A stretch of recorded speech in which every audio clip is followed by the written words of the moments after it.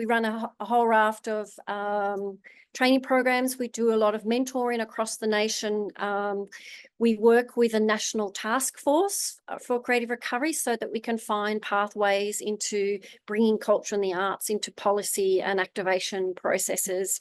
We do a whole lot of building and support and research into the impact of the role that culture and the arts can play, particularly within a disaster context. Our website, which is in the shared paper, and we'll put a link up shortly, gives you a whole raft of the information of what we do or how we do it.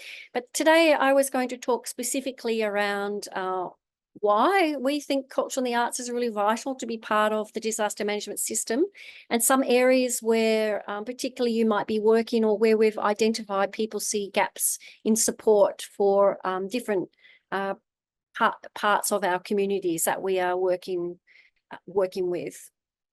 So first and foremost, one of the key activation reasons why creativity is particularly effective in disaster recovery is that it's kind of like the power surge for us in terms of bringing us out of a space of trauma.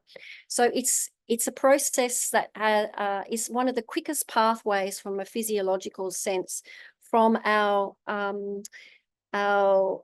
place of trauma in our old kind of flight part of the brain into the prefrontal cortex. And it's only when we are activating our prefrontal cortex can we really be thinking about how we might be able to more effectively manage our personal situation. Trauma sits us back into the primal brain, and the prefrontal cortex is where we can think about something that sits beyond our own experience. So we have a peripheral, and we can also see the potential of things into the future. Whereas if we're in trauma, we can only see a sense of where we're sort of stuck in the now and in the past experiences that we're carrying. So to be participating, and the word really is participate, to be actually participating in a creative pursuit is the quickest way to take you into that prefrontal cortex. So it's like the medicine, the trauma medicine that we, and the gift that we bring as creative facilitators, I suppose. So it activates the vagus nerve, which is the super powerhouse of the body that stimulates us to feel calmer, to be more compassionate, to be clearer in our mind, and to give us a capacity to regulate, to self-regulate our own sensibilities and our emotions. This picture is a leaf from the blacksmith's tree, which I think probably most of you know about that as a project and a memorial that it was part of a response to the Black Saturday fires. Amanda, she's changed her name and I can't remember her last surname now, was the facilitator of this project, which created this extraordinary 25-foot tree that sits up in the forest near Strathewen as a process of care and response and love for the people involved and the communities involved in that particular fire. The other great gift that we bring as creatives into disaster management really is the sense of imagination. It's one of the most powerful things that we can bring to any table, but particularly disaster management. It's where human curiosity and creativity and our ability to collaborate with each other, work towards common goals, and bring people around different ways of reimagining or creating solutions to problems in a way that takes us outside of the way that we normally think. Often our solutions are based on our own past experiencing, and it's very hard for us as humans to step outside into something beyond our experience, and that's where imagination comes in. How can we reprogram ourselves? How can we think about better ways to run our societies? How can we think about a future world that is safe and climatically stable, and that has a capacity for us to live in harmonious relationship with each other? So if we bring imagination into that space, we can start to find new solutions or new pathways for how we might engage and work with each other more profoundly. This is a project from this is a photo from a project called Land Art, and it worked with farmers who have had repeated impacts of disasters, fires, floods, and drought. And it was actually after the 2011 floods in Queensland. And what we found interesting was that even though our farmers are the ones that bear a lot of the brunt of these impacts on our communities, on our landscapes, there's not often much direct support for them from a psychosocial perspective. There's a lot of infrastructure and financial support, but not necessarily engaging with them to be able to unpack the emotions of the experience. So we had artists living and working with those farmers on their properties to work with them to find ways to collectively express what they were feeling, the grief around their land, the impact on their landscape, their struggles to retain themselves for a long-term trajectory as farmers, and their disconnect from their communities. And these artists work with them to create work, which they then shared with their small community, their safe communities, their families on their property. And then the material from that work was then taken to the state show and up to the state government as part of a trajectory to try and escalate or highlight the stories of farmers in a way that could potentially influence ongoing support or policy change. So one of the areas, I think I'm going to put some things into the chat as well as we go along, if I can find it now. I'm sharing the screen, not quite sure how I do that actually. Bear with me for a minute. Or maybe I can do it at the end. I seem to have been linked off the chat. Anyway, I'll put it up at the end because I've got a whole raft of kind of case studies that I can link to these slides. So one of the key areas, obviously, where there is a vulnerability and also often challenges in terms of involving or supporting the voice of children and young people. And creativity in the arts is a really key tool that can be activated to give children a voice and to work with them to kind of unpack and understand what their experiences is so that we can then work with them to more effectively support them in terms of their recovery journey, but also in terms of how we might prepare them for future impacts more effectually. This is a project that came out of the Refuge Project. So, quite a few of you online are from Victoria, and you might have heard this. It's through North Melbourne Town Hall Arts House. And Kate Sullen, who's a woman here in the exercise jacket, she worked with a lot of different groups of young people to try and articulate what it meant to be safe, what it meant to be, to give them sort of a sense of how they might look at preparedness packs, what might they include, etc. But this project was called Cubby House, and we were trying to think of, well, what would be safe ways that young people could interact in evacuation centres? And so she used all the materials that are normally in an evac centre and supported the kids to make their own safe spaces, basically, to create cubbies. And in the end, it was pretty amazing. I don't know if any of you were there at the time for that Refuge Project, but they just took over the building, and it was extraordinary how much courage, how much confidence that built in those young people to have an opinion and to be able to voice what it was that they needed in this kind of scenario. The other area that is often a challenge for support and recovery is with men, and men particularly in regional communities, to be able to find them, to access them, and to bring them to be part of a broader recovery process. And we found repeatedly that engagement with cultural and the arts programs is a really great way and a safe way for men to feel that they can come together.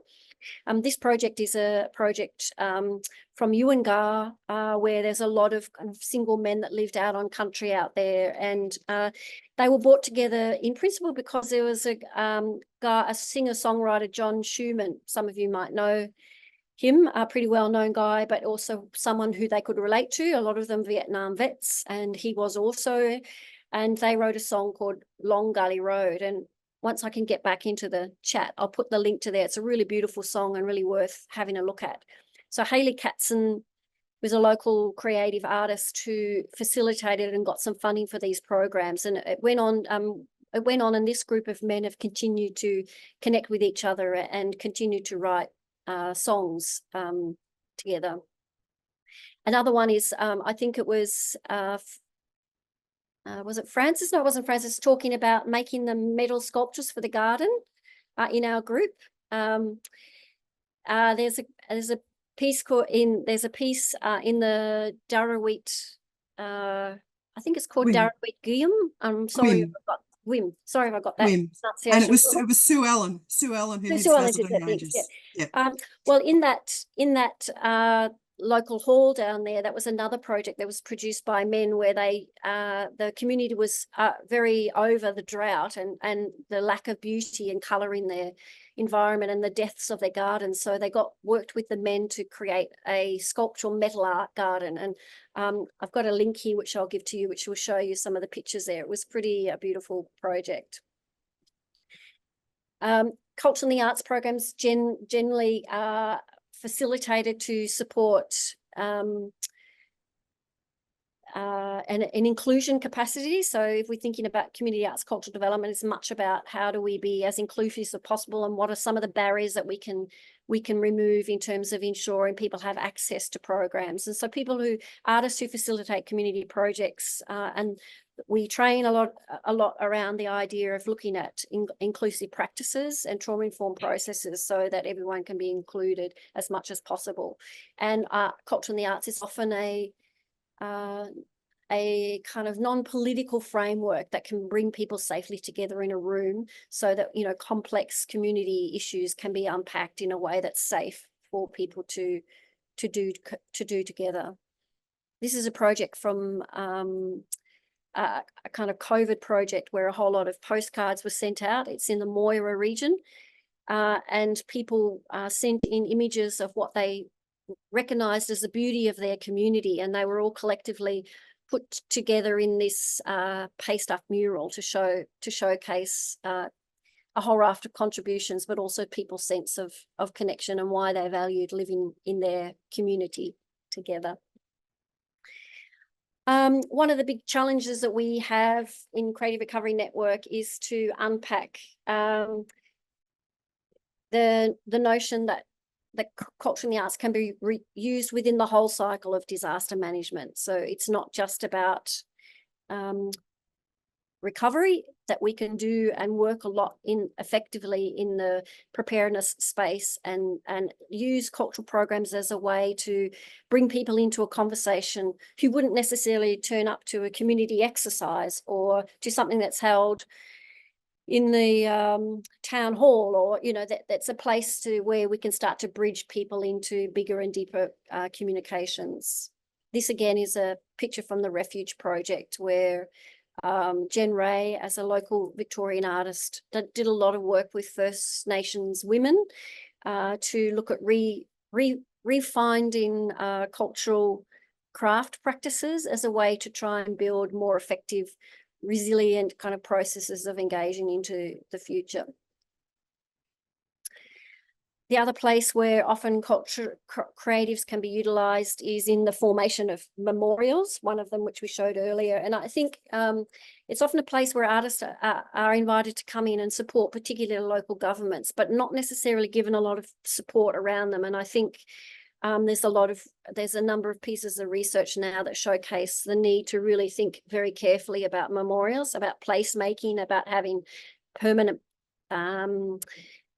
pieces that will be potentially good or bad triggers for communities in whatever way. And sometimes spontaneous memorials occur, and there's different ways to manage that, but it all has to be done with some thought and care. I mean, this memorial is in Lismore. It was developed actually after the 2017 floods, but became a real symbol for the last floods in 2022, when we saw a lot of images of rubbish sort of pushed up against here. But what's effective about this memorial is it really consolidated the sense and the symbology of what that community held as their sense of connectivity after these disaster impacts, the coming together, the love that they had for their community and the love they had for each other, and the symbol of the heart, which has become a real touchstone for the Lismore and the Northern Rivers communities. Holly Ahern and Eden Caulfield Harriman, I think his name is, were the artists who did this in conjunction with their community. I think it's important to also remember that our communities have a lot of cultural infrastructure in them. Most towns have a gallery, whether it's linked to the local council. They have libraries, they have museums, music halls, etc. I think in terms of facilitators of recovery programs or people connected to local governments, often they're forgotten about in terms of their usability as spaces for community gathering. They're generally seen as safe places to go. They're often cut across a lot of the kind of cultural divides that we experience in our community, particularly our libraries. And to understand they're not just a building, they can be utilised as a relationship and trust connectors and communicators for our communities more particularly. And one of the things that we're trying to do through Creative Recovery Network is educate and activate those people who run those communities to be more effective in terms of partnering with disaster management networks and ecologies, and to kind of step up, I suppose, into the role that they could play, but more effectively could play in terms of community resilience builders. This image is from an artist called Claire James. She sets up these very beautiful environments for people. She calls the grieving place, and I'll put a link up when I've finished chatting as well for her. A big part of our work is skills and capacity building, because in some ways we can say a lot of artists are ready to do work but don't necessarily have the skills or framing of the disaster management system. So our role is to train them to be more effective in that space. So we do have a raft of different trainings which you can find on our website. One of the leading questions, which will kind of lead into our group conversation shortly, is you know, how do we know, or who do we know who the people are in our communities that we can connect into? If you are interested in working with artists or developing projects that you might have in mind, or to ask for support in other projects, I've just found how I can get to the chat. So I'm just going to put in the chat now. Generally, in every state and territory, there is a regional arts service provider of some sort. So these networks are all for the arts networks that work across the regions of each state and territory. And then there are some peak bodies and other organisations that you can connect into to find local artists, or you can contact me and we can put you in place with artists that we might know in your region if you're keen to look to gather some support. This is a preparedness project which is activated in recovery, actually, and it's American. It's one of my favourite. But as an artist who worked in a place down near the Red River that get flooded every 4 years or something, and so they have to have huge football fields full of sand, which they have to put into sandbags, which become like a fortress for their town. And so there's a lot of emphasis on volunteerism, and if you don't help out, then you're seen as a bit of a louse. But he realized that children and the aged can't help because they don't have capacity.